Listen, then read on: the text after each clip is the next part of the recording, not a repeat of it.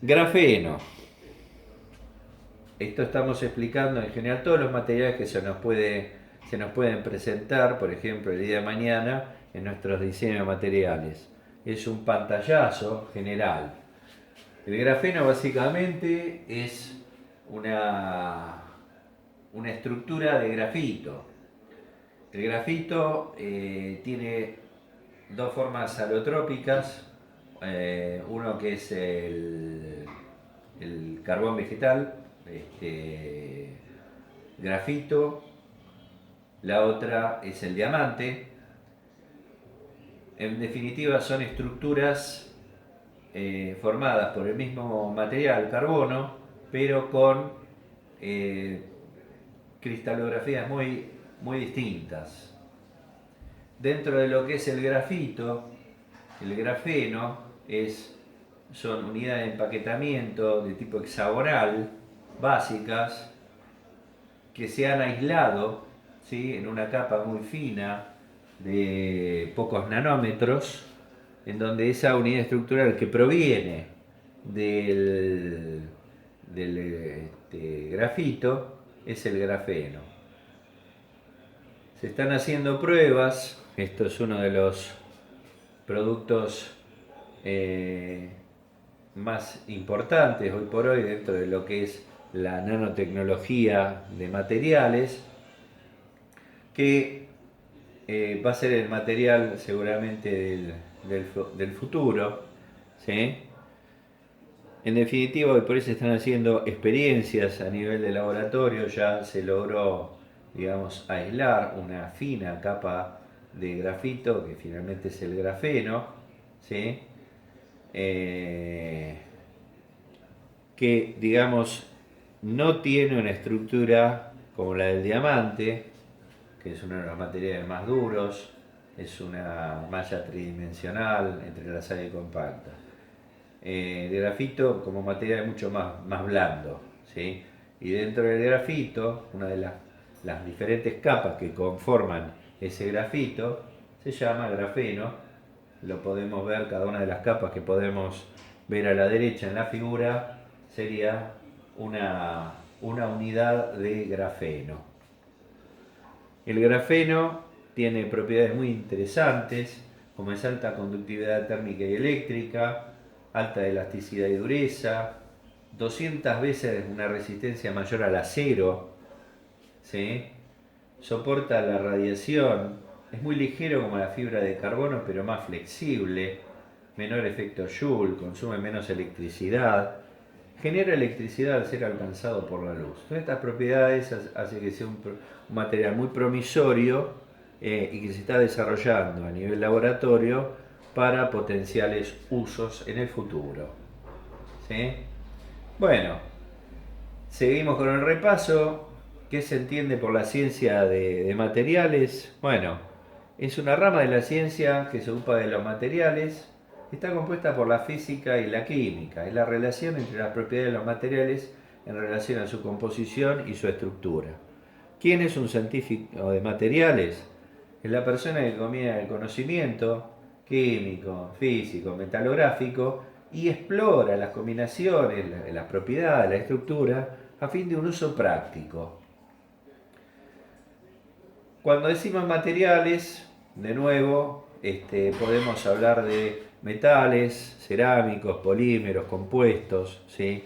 Y dentro de eso, bueno, vamos a tener algunos usos como son semiconductores, nanomateriales, ¿m? Como algunos de los materiales que ya comentamos.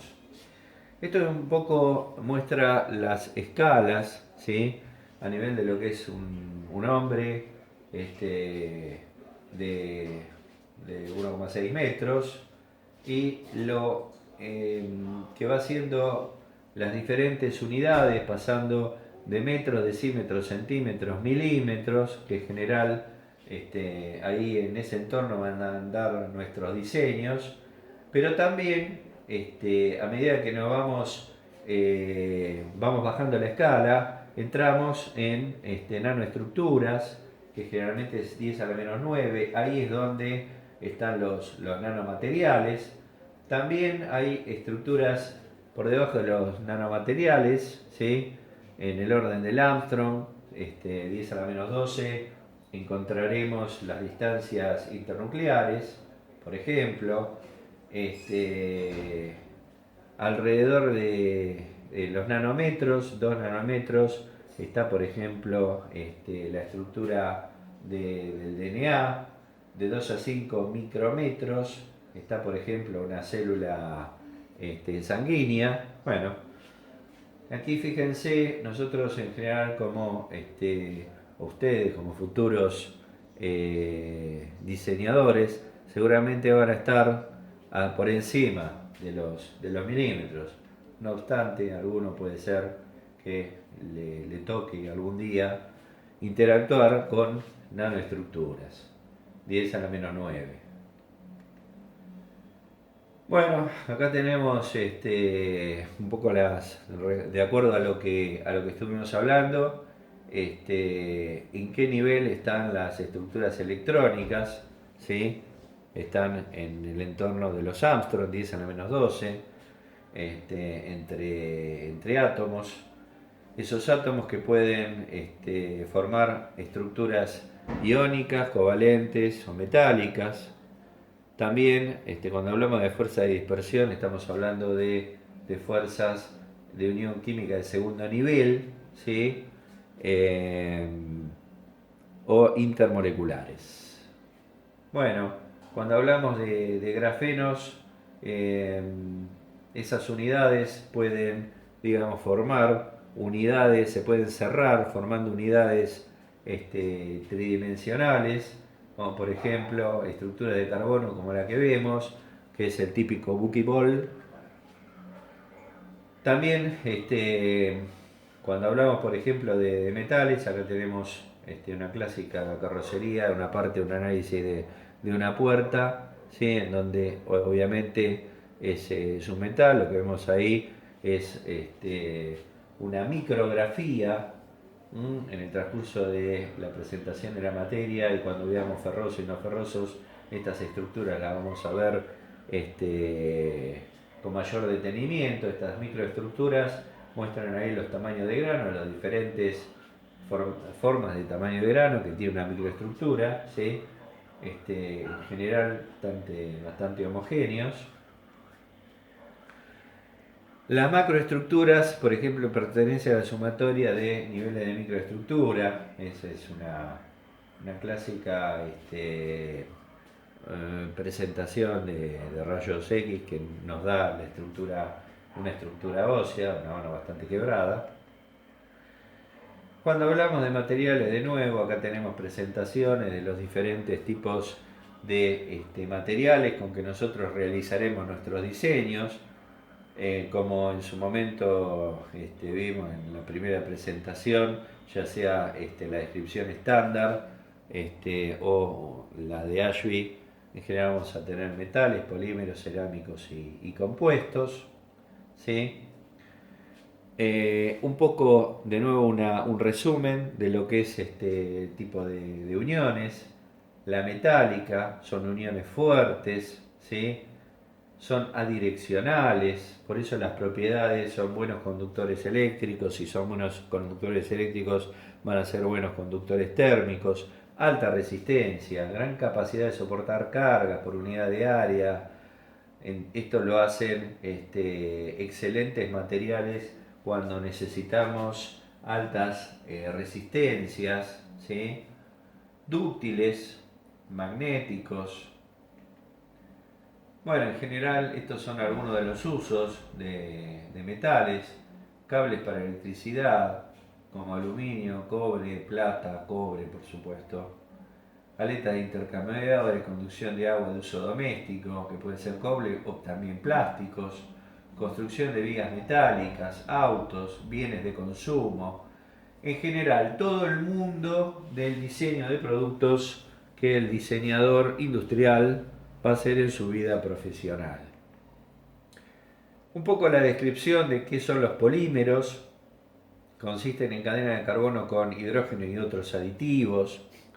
Son tipos de uniones con enlaces covalentes y presentan uniones intermoleculares.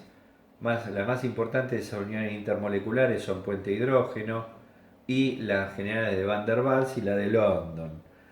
En contraposición de los metales, las propiedades son estos materiales poliméricos dúctiles, de bajo peso, una resistencia dependiendo del tipo de polímero y aditivos, en general un poco menor que la de los metales.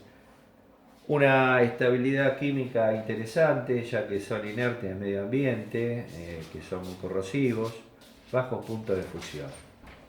Bueno, acá tenemos una serie de materiales con los que nosotros usamos o diseñamos a diario. Estos son los tipos cerámicos, que son mezcla de silicato y aluminatos, del tipo trióxido de dialuminio y dióxido de silicio. Esa es la base de todo lo que es el mundo de las cerámicas. El tipo de unión, básicamente iónicas, pero también covalentes. Las propiedades, bueno, resistencia al uso, dureza, resistencia química, muy importante el tema de los cerámicos, resistencia a la corrosión, resistencia alta de temperatura, punto de fusión alto, y una de las mejores propiedades que es la buena aislación, son dieléctricos, y buenas propiedades ópticas.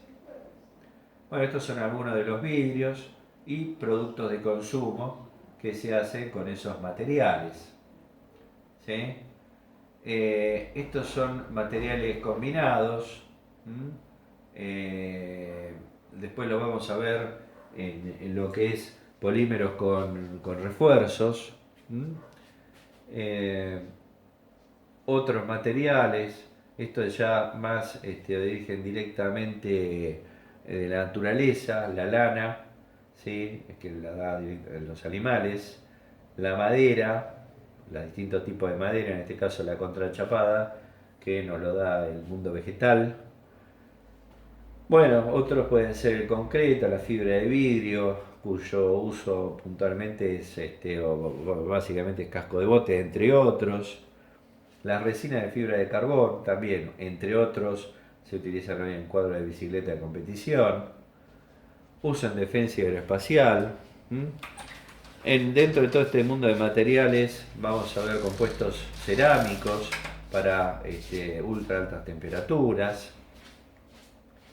Acá vemos las figuras de algunos perfiles, aviones futuristas. Un perfil hacia la derecha de lo que sería el transbordador espacial, con perfiles de temperatura. ¿Sí? Bueno, ¿por qué el Space Shuttle tenía esta forma redondeada juntamente para el tema de diseño? Para minimizar los esfuerzos de erosión y fricción sobre cada una de las superficies.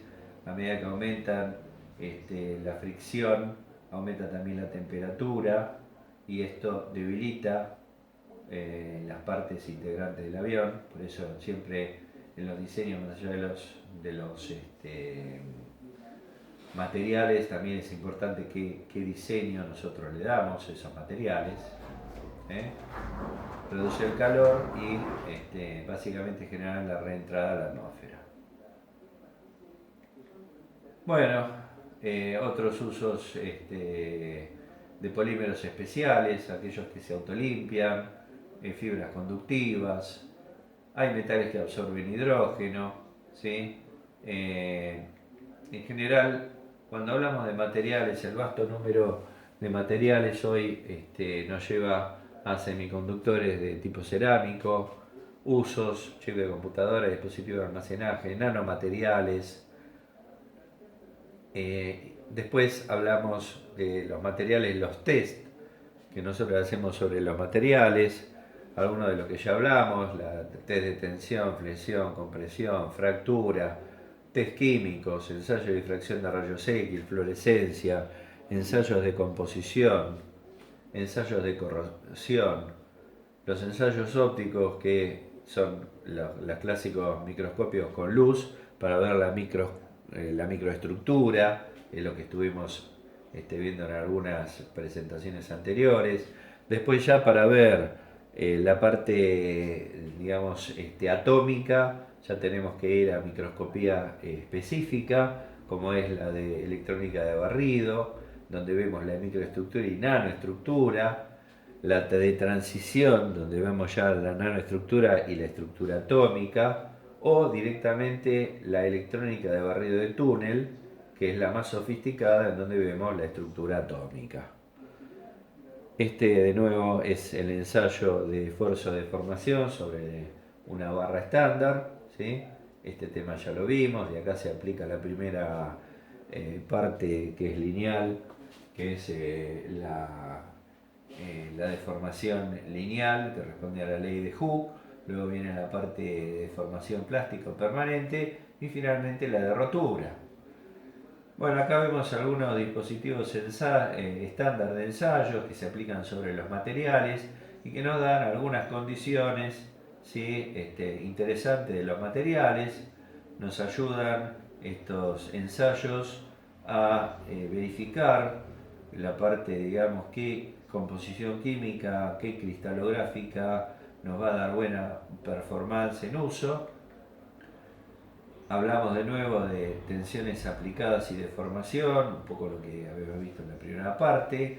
La deformación es básicamente la tasa de cambio de longitud, luego de aplicada una fuerza frente a la LI, que es la longitud inicial, cuando esa barra o ese cuerpo no tiene deformación.